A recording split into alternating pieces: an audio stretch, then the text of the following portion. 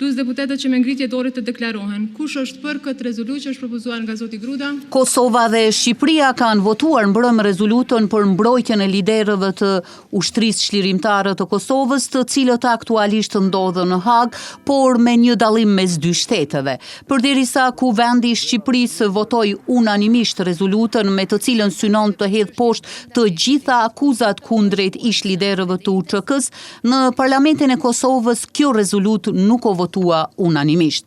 Rezolutën për mbrojtjen e liderëve të UÇK-s në Parlamentin e Kosovës e votuan të gjithë deputetët e Lëvizjes Vetëvendosje, deputetët e Partisë Demokratike të Kosovës, ata të Aleancës për Ardhmërinë e Kosovës, që në total ishin 90 vota pro rezolutës, ndërkaq nuk e votuan deputetët e Lidhjes Demokratike të Kosovës, një deputet i listës Guxo bashkë me deputetët e listës serbe dhe partive tjera pjesë e Kuvendit, që në total krijuan 30 vota kundër rezolutës. Politologu Melazim Koci në një lidhje virtuale për Mediumin ton u shpreh se largimi i deputetëve të Lidhjes Demokratike të Kosovës nga ky votim nuk ishte i mirë. Vlerësisht pa asnjë hezititim e them që LDK-ja, Lidhja Demokratike e Kosovës, së radhë ja huqi. Rezoluta kërkonte nga dhomat e specializuara gjykim të drejtë mbi standardet evropiane, pra mbi standardet ndërkombëtare.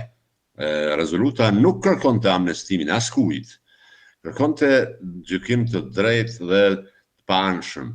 Ty po kujtoj, prokuroria në fjalën e saj në esencë tentoi kriminalizimin e luftës ushtrisë çlirimtare të Kosovës dhe, për më shumë, mohimin e të drejtës së shqiptarëve për të luftuar për liri dhe pavarësi në fazën e fundit të dezintegrimit të Jugosllavisë. Madje Koci përmendi edhe disa detaje për esencën e kësaj rezolute, duke treguar se çfarë kërkonte Lidhja Demokratike e Kosovës. Kur thuhet që zoti Selimi sulmonte postbllokët policore, ose që zoti Thaçi dhe Veseli shkonin në Shqipëri për të marrë armë në formë inkriminuese, kjo praktikisht dërgon mesazhin se shqiptarët e Kosovës nuk kanë pasur të drejtë të luftojnë për liri dhe pavarësi. Kjo është e drejta për liri, për luftë, për liri të çdo populli në botë është e drejtë universale. Dhe unë mendoj që kjo ishte esenca e rezolutës, pra kërkesa dërguar gjykatës në Hag që të mbruaj standardet më të larta ndërkombëtare. Ndërkaq ajo çfarë kërkon te Lidhja Demokratike e Kosovës është diçka krejt tjetër. Të bësh një kërkesë të tillë pasi ka përfunduar faza e dëshmive. Se nuk ka më procesi ka përfunduar, është në përfundim. Praktikisht dërgonte edhe një mesazh tjetër, thuase gjykata speciale po amniston dikë.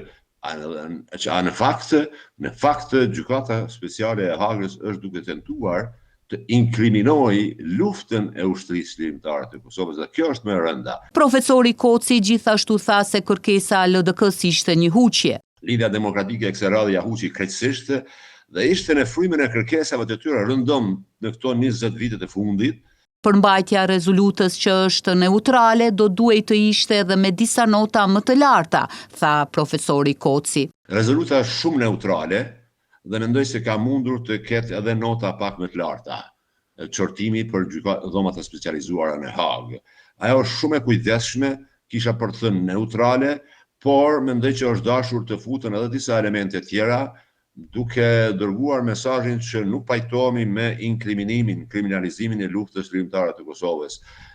Kujtojmë se rezoluta që kaloi dje në të dy parlamentet rikonfirmon përkushtimin institucional për respektimin e kushtetutës dhe të drejtave të udhëheqësve dhe luftetarëve të ushtrisë çlirimtare të Kosovës para dhomave të specializuara dhe zyrës së prokurorit të specializuar në Hag.